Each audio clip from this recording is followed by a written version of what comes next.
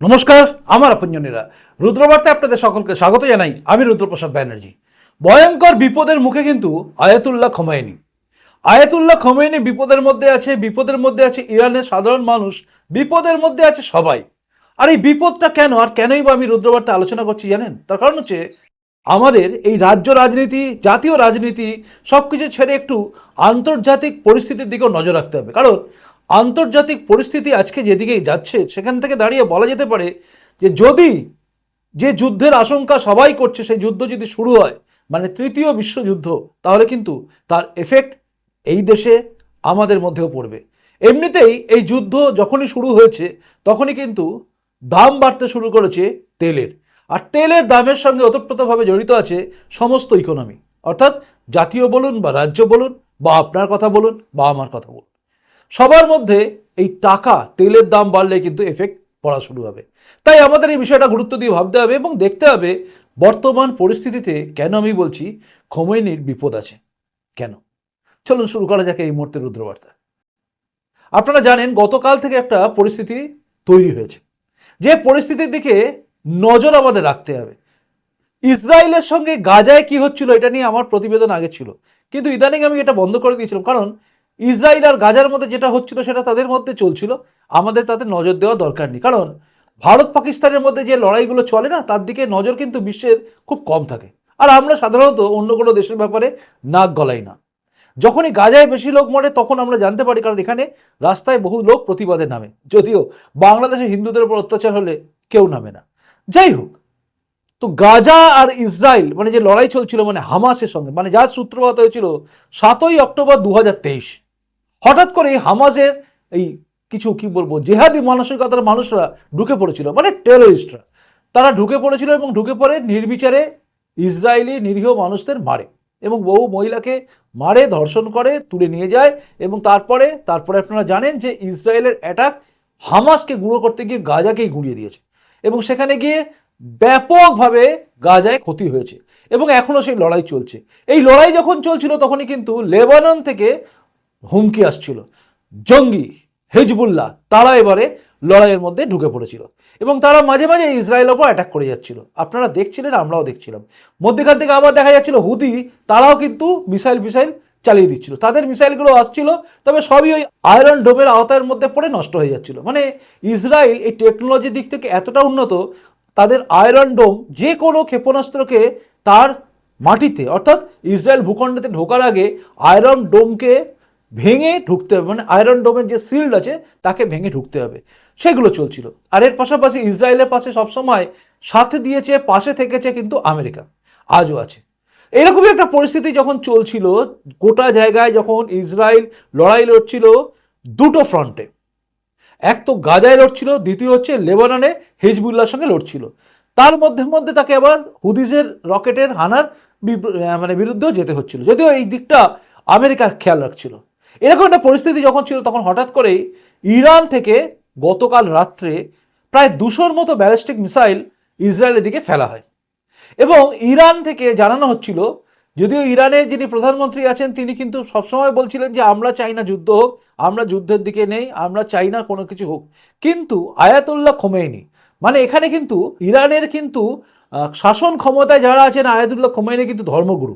সেই ধর্মগুরুর প্রভাব কিন্তু সবচেয়ে বেশি। এটা যদি আপনি বুঝতে চান তাহলে অধুনা বাংলাদেশ, মানে এখন যা চলছে, শেখ হাসিনা চলে যাওয়ার পরে যে জায়গায় আছে বাংলাদেশে, নামে ইউনূস সরকার আছে কিন্তু কার্যকলাপ চালাচ্ছে সেখানকার জঙ্গি মৌলবাদী শক্তিরা, ঠিক সেভাবে খোমেনি ওখানে ধর্মান্ধ একটা ধর্ম নেতা, তো তিনি যা ভাববেন সেটাই করেন।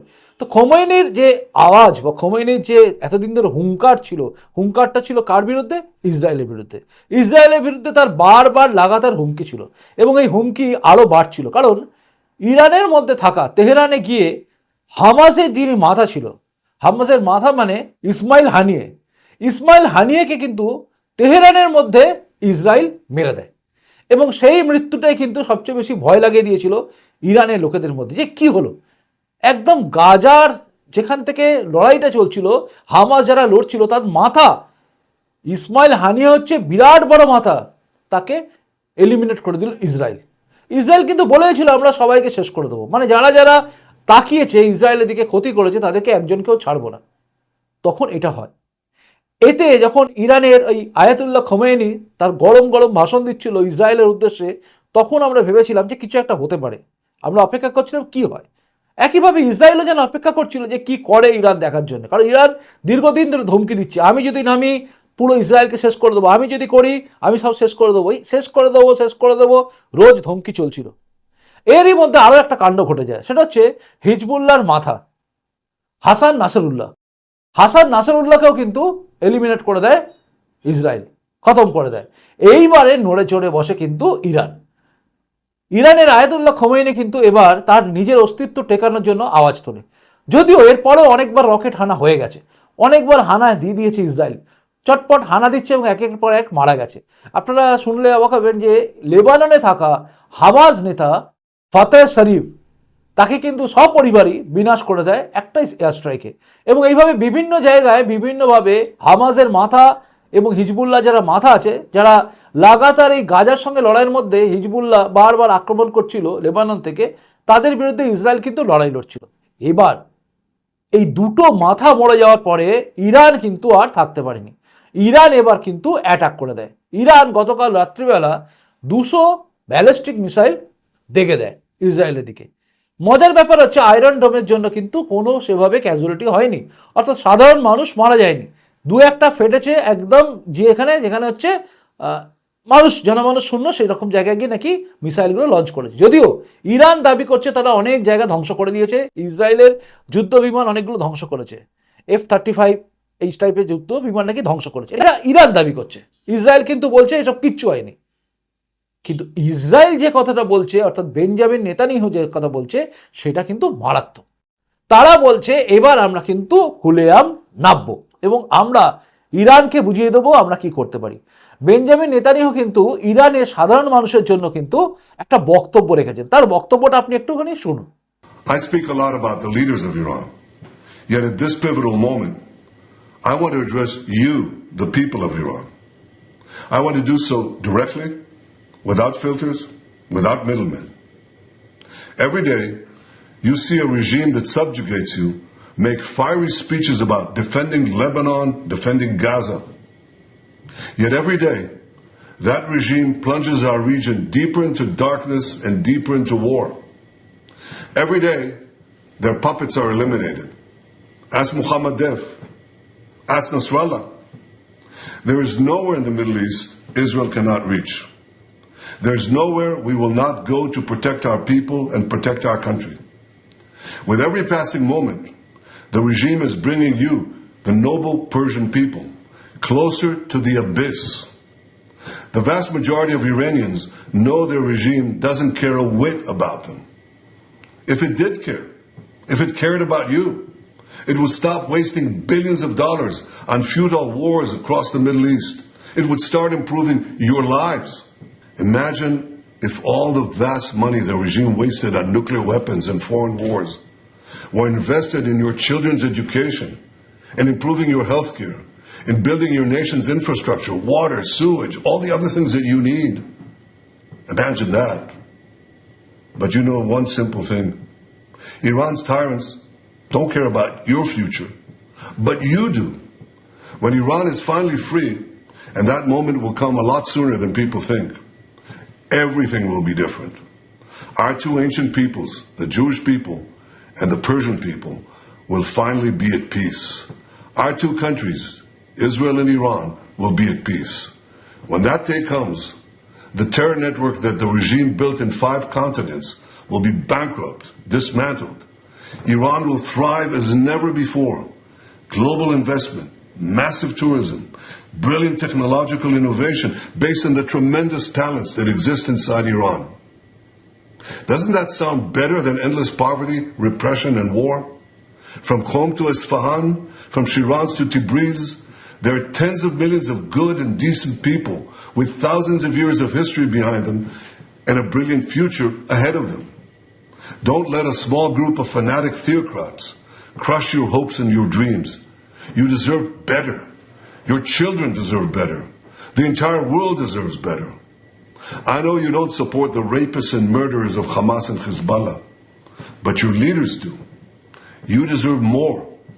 The people of Iran should know Israel stands with you. May we together know a future of prosperity and peace. শুনলেন, তার বক্তব্য হচ্ছে ইরানের সাধারণ মানুষের জন্য যে আপনারা এই আয়াতুল্লাহ খোমেনি যে আছে, মানে এই যে ধর্মান্ধতা, এই যে উগ্রবাদী মানসিকতা, এর বাইরে বেরোন, কারণ এটা থাকলে আপনাদের ইরানের উন্নতি হচ্ছে না। বাস্তবিক দেখুন, আপনি যদি এই দুটো ব্যাপারকে এক জায়গায় নিয়ে আসেন, মানে আমি বলছি ইরানের যে পরিস্থিতি আর যদি দেখেন অধুনা বাংলাদেশের পরিস্থিতি, দুটোই দেখবেন প্রায় এক। শেখ হাসিনা থাকাকালীন, মানে আওয়ামী লীগ থাকাকালীন যেটা আমরা দেখেছি যে বাংলাদেশের যে পরিস্থিতি, সেই পরিস্থিতি আর আজকের বাংলাদেশের পরিস্থিতি দেখুন, ফার ডিফারেন্স, অনেক ডিফারেন্স হয়ে গেছে। বাংলাদেশে যেভাবে অত্যাচার চলছে হিন্দুদের উপর, এবং যেভাবে ভারত বিদ্বেষী কথাবার্তা চলছে, যেভাবে মৌলবাদীদের মানে কি বলবো উপদ্রব বাড়ছে, তাতে কিন্তু চিন্তার বিষয়। একইভাবে দেখুন ইরান আগে এরকম জায়গা ছিল না। এই ধর্মান্ধ কিছু মানুষের জন্য আজকে এই অবস্থা হয়েছে। এই মৌলবাদী মানসিকতা থেকেই কিন্তু ভয়ঙ্কর বিপদ দেখা যাচ্ছে গোটা দেশ জুড়ে, গোটা বিশ্ব জুড়ে, চারিদিকে দেখবেন যারা মানে কি বলবো মৌলবাদী, এই মৌলবাদীরা যারা কিভাবে বিশ্বাস করে তাদের ধারণা বাইরে, আমাদের মানে তাদের সম্বন্ধে ধারণা করা আমাদের যায় না। তারা ধর্মান্ধ, তারা ধর্মের জন্য সব পারে। এই ধর্মান্ধ কিছু লোক যারা ইরানের বুকে এই সমস্ত করছে, তাদের বিরুদ্ধে ইরানের জনগণকে বলেন যে বেঞ্জামিন নেতানিয়াহু যে আপনারা এর বিরুদ্ধে প্রতিবাদ করুন। যেভাবে আমরা সবাই বলি যে বাংলাদেশে সাধারণ মানুষের উচিত এই ইউনূস সরকার বা জোট সরকার যেটা হয়েছে এটাকে ফেলে দেওয়া, কারণ এই সরকার থাকলে ক্ষতি বাংলাদেশের হবে। দেখুন, আজ যারা বুঝছেন না, কাল তারা বুঝবেন যে কত বড় ক্ষতি হয়ে যাচ্ছে। এ নিয়ে আমার বিশদ একটা প্রতিবেদন থাকবে, অবশ্য আপনারা দেখবেন। এবার আসি আমি আসল কথায়, যে কেন বলছি আয়াতুল্লাহ খোমেনির বিপদ বাড়ছে। আয়াতুল্লাহ খোমেনি কিন্তু ইসরায়েলের নিশানার মধ্যে চলে গেছে। ইসরায়েল এখন 3টে ফ্রন্টে লড়ছে, ইরানের সঙ্গেও লড়ছে, এদিকে লড়ছে লেবাননের সঙ্গে, মানে লেবাননে থাকা হিজবুল্লাহদের সঙ্গে, তার সঙ্গে সঙ্গে গাজায় থাকা হামাসদের বিরুদ্ধে লড়ছে। 3টে ফ্রন্টে তারা লড়ছে, এবং আরও কোনো ফ্রন্ট হলে তাতেও লড়তে তারা রাজি। ইসরায়েলের এই ব্যাপক ক্ষমতাটাই কিন্তু ইসরায়েলকে দাঁড় করিয়ে রেখেছে। মনে রাখবেন, সমস্ত মুসলিম কান্ট্রিগুলো মিলেও ইসরায়েলকে শেষ করতে পারেনি আজ থেকে বহু বছর আগে। এখন তো ইসরায়েল অনেক অনেক বেশি উন্নত, আর এখন ইসরায়েলের পাশে আমেরিকা থেকে শুরু করে সবাই আছে। এবার ইসরায়েলের পাশে আমেরিকা থাকার জন্য হুদি যারা লাফালাফি করছিল, তারা আবার অ্যাটাকও করেছে। আমেরিকান যে সমস্ত জাহাজ আছে, যুদ্ধ জাহাজ, তাতে অ্যাটাক করে দিয়েছে। অর্থাৎ মানে বলা যায় যেছে বিপদটা ডেকে নিয়ে এসছে। কারণ আমেরিকা এবার এই যুদ্ধের মধ্যে ইনভলভ হওয়ার সঙ্গে সঙ্গে কিন্তু ওদিকে ইরান থেকে যখন মিসাইলগুলো আসছে, আপনারা শুনলে একটু হলো ভাববেন যে কি জায়গায় আছে। আয়াতুল্লাহ খোমেনি কিন্তু সেফ জায়গায় চলে গেছেন, অর্থাৎ তিনি বিপদ বুঝে গেছেন। যদিও মাটির নিচে থাকা বাংকারের মধ্যে থাকা কেউই নিরাপদ নয় ইসরায়েলের হাত থেকে, কারণ ইসরায়েল পারে মাটির নিচে থাকা বাংকারকে ব্লাস্ট করাতে, অর্থাৎ তাদের এতটাই মারণ ক্ষমতা সম্পন্ন মিসাইল রয়েছে, এবং তারা সহজেই যে কোনো জায়গায় ঢুকে অ্যাটাক করে বেরিয়ে আসে। তার ক্ষমতা ইসরায়েলের রয়েছে, এবং ইসরায়েল আজও বলে আমার লোককে যেখানে মারবে, যে দেশে মারবে, সে দেশে ঢুকে তাদেরকে মারার অধিকার আমি রাখি। এটা ইসরায়েলের দাবি। জানি না আমাদের ভারতবর্ষের নরেন্দ্র মোদী বা তার পরবর্তী যিনি হবেন, তারা এই দাবিটা কবে রাখবেন যে ভারতবাসী বা হিন্দুদের ওপর যেখানে আক্রমণ হবে, যেরকম ইসরায়েল বলে যে যেখানে যে প্রান্তে জিউস অর্থাৎ ইহুদিদের আক্রমণ হবে, সেখানে সেই প্রান্তে গিয়ে আমরা অ্যাটাক করব। ঠিক একইভাবে কবে যে আমাদের দেশ থেকে আওয়াজ উঠবে যে যেখানে যে প্রান্তে আমাদের সনাতনীদের ওপর আঘাত আসবে, সেখানে সে প্রান্তে গিয়ে আমরা অ্যাটাক করব, এই অধিকার আমাদের আছে। জানি না, তবে শক্তিশালী ভারতবর্ষ কিন্তু আরও এগিয়ে চলেছে। এই যুদ্ধের দিকে আমাদের সকলের নজর থাকবে, কারণ যেই মুহূর্তে আয়াতুল্লাহ খোমেনির খতম হবে, দেখুন বিপদ আছে। পরিষ্কার কথা হচ্ছে, বিপদ তো আছেই। আয়াতুল্লাহ খোমেনি কিন্তু বাঁচার জায়গায় আর নেই, কারণ অ্যাটাক খুব জোর হবে। যারা ভাবছেন কিচ্ছু হবে না, মনে রাখবেন 7ই অক্টোবর যখন অ্যাটাক হয়েছিল, তখন কিন্তু আমি প্রতিবেদনে বলেছিলাম যে ইসরায়েল যখন নামবে তখন গাজা কিছু থাকবে না। অনেকেই আমাকে দেখেছিলাম গালাগালি করেছেন, তারা পরবর্তী ক্ষেত্রে বলেছেন আপনি নিষ্ঠুর। আমি নিষ্ঠুর নই, আমি বুঝি যেটা হয়, যেটা হতে চলেছে। গাজাতে সাধারণ মানুষ মারা গেছে, ক্যাজুয়ালিটি প্রচুর হয়েছে। তার পেছনে কারণ হচ্ছে এই হামাসদের আশ্রয় দেওয়া। আজকে ইরানের ক্ষতি কিন্তু হবেই, কারণ ইসরায়েল অ্যাটাক করবে, আর এটা স্বাভাবিক। আমার যেখানে জায়গা, সেই জায়গায় যদি আপনি আমাকে আঘাত করেন, তাহলে তো আমি মোহনদাস করমচাঁদ গান্ধীর মতো বলতে পারি না যে আপনি আমার গালে এক গালে থাপ্পড় মারলে আমি আর একটা গাল পেতে দেবো। আমি তো মোহনদাস করমচাঁদ গান্ধীর মতো বলবোই না যে আপনি আমার এক গালে চড়ে মেরেছেন, আরেকটা গাল পেতে দিচ্ছি, মারুন না। একথা আমাদের মুখ থেকে বেরোবে না, কারণ আমরা নেতাজি সুভাষচন্দ্র বসুকে মানি। কাজে আমাদের মুখ দিয়ে বেরোবে তুমি মারলে আমি তোমাকে ছাড়বো না। আমরা মাস্টারদা সূর্য সেনকে মারি, যার জন্য আমরা ভাবি মারবে কি, মারার আগেই তোমাকে মারবো। এই চিন্তা ভাবনা আমাদের আছে। তাই ইসরায়েলও সেই চিন্তা ভাবনাই তো আছে যে আমাকে তুমি অ্যাটাক করবে, তোমাকে আমি ছেড়ে দেবো, এটা হতে পারে না। আর একটা কথা মনে রাখবেন, এই খুচ করে লড়াই লড়াচ্ছে, একবার লড়াই লড়া অনেক ভালো। এই যে দেখুন আপনি পাকিস্তান দেখুন, ক্রমাগত ছায়া যুদ্ধ করে যেত, খুচুন। যেই মুহূর্তে কার্গিল হলো, তখন আমরা দেখেছিলাম যে কিভাবে গুঁড়িয়ে দিয়েছিল আমাদের ভারতীয় সেনা। তারপরে এই যে সার্জিক্যাল 1, সার্জিক্যাল 2 স্ট্রাইক, এই যে সার্জিক্যাল স্ট্রাইকগুলো হয়েছে পরপর না, এতে পাকিস্তান বুঝে গেছে যে ভারত কিন্তু ঢুকবে, মারবে, চলে যাবে, কিচ্ছু করতে পারবে না, কিচ্ছু করতে পারবে পাকিস্তান। আর একবার দরকার আছে যে একবার ভিড়ে যাওয়া পুরোপুরি, এই বারবারের খিচখিচে একবার ঝামেলা মিটে যাওয়া ভালো। যেটা আমরা ভাবছি, বেঞ্জামিন নেতানিয়াহু তো একই কথা ভাবছেন, যে এতবার ধমকি, এতবার হুমকি কেন? দেখুন একটা কথা আপনাদের বলি, সেটা হচ্ছে ধমকি হুমকি যদি বারবার দেন না, ধরুন কোনো ছাত্রকে আপনি বা আপনার ছেলেকে আপনি বারবার বলছেন মারবো তোকে, মারবো তোকে, মারবো তোকে, সেই ছেলেটা ভয় পাচ্ছে, কিন্তু যখন আপনি তাকে মারলেন, তার কিন্তু ভয়টা চলে গেল, সে বুঝে গেল মারলে এটা হতে পারে। ঠিক তেমনি এই যে মারবো তোকে, আয় মার, ইসরায়েল এই জায়গা তৈরি করেছে। আপনারা ভাবছেন হয়তো ইসরায়েল জানেই না ইরান অ্যাটাক করে দিয়েছে, ভুল। কারণ ইসরায়েল সবটাই বুঝে গেছিল, এটা হচ্ছে একটা ফাঁদ তৈরি করার মতো, মানে প্রভোগ করছিল, আয় আয় আয়, এসে গেছে, এবার দেখ কেমন লাগে, মানে এবার পাল্টা হবে। আর এই পাল্টা আক্রমণ কিন্তু চলবে। আর আমরা সবাই চিন্তিত এই কারণে, কারণ তেলের দাম হু করে বাড়বে। যুদ্ধ করে নিয়ে কোনো শান্তি আনতে পারে না, কিন্তু আবার যুদ্ধ ছাড়া শান্তিও আসবে না। যা কুচকুচ করে লাগছে, তাতে একবার সাফ হওয়া দরকার আছে আমার মনে হয়। জানি না আপনি কি ভাবছেন।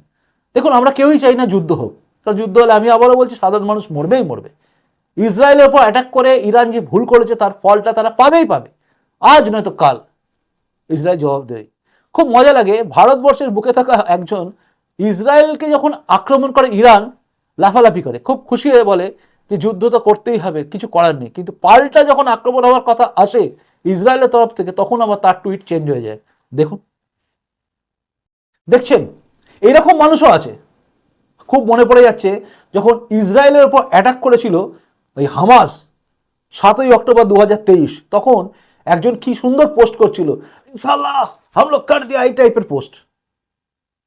পরবর্তী ক্ষেত্রে যখন গাজার উপর বোম পড়লো, তখন কাঁদতে সে বলছে ক্যা হো রা হ্যায়। এই যে জায়গা, এটা হয় কারণ যুদ্ধ কোনোদিন ভালো কিছু করতে পারে না। রাজা যুদ্ধ হয়, উলুখ আগড়ার প্রাণ যায়, এটা বাঙালিরা বহু বাচ্চাবেলা থেকে বলে, তাই না? বহু কাল থেকে আমরা জানি যে রাজা যুদ্ধ হবে, উলুখ আগড়ার প্রাণ যাবে। তো উলুখ আগড়ার প্রাণই তো যাবে, আলটিমেটলি আমরা কেউই চাই না কারোর প্রাণ যাক, তাই না? তাই তো মন কাঁদে বাংলাদেশে হিন্দুদের উপর যখন অত্যাচার হয়, যখন শেখ হাসিনা চলে যায়, তারপর আওয়ামী লীগের লোকেদের নৃশংসভাবে খুন করা হয়, তখন আমাদের মনও কাঁদে, তাই না?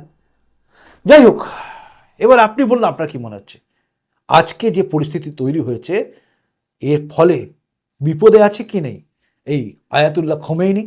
এবং খোমেনি যদি আক্রান্ত হয় বা ইরান যখন আক্রান্ত হবে, আপনার কি মনে হচ্ছে পাকিস্তান ইরানকে সাপোর্ট করবে? কি মনে হয়? আর পাকিস্তান যদি সাপোর্ট করে, ভারতের কি উচিত এই সময় পাকিস্তানকে অ্যাটাক করা? আচ্ছা চীন কি করবে? চীন এই সুযোগে তাইওয়ান দখল করার চেষ্টা করবে না তো? অর্থাৎ যুদ্ধ চারিদিকে হয়ে যাবে না তো? আপনি কি ভাবছেন? আপনার একদম মূল্যবান বক্তব্যটা কমেন্ট বক্সে করুন। আপনার কমেন্টসের অপেক্ষায় আমি রইলাম, আমার পরবর্তী প্রতিবেদন দেখার অপেক্ষায় আপনি থাকুন। চলুন আসি এখনকার মতো দেখা হচ্ছে পরের রুদ্রবার্তাতেই। নমস্কার, বন্দে মাতরম, ভারত মাতা জয় হোক, জয় হিন্দ।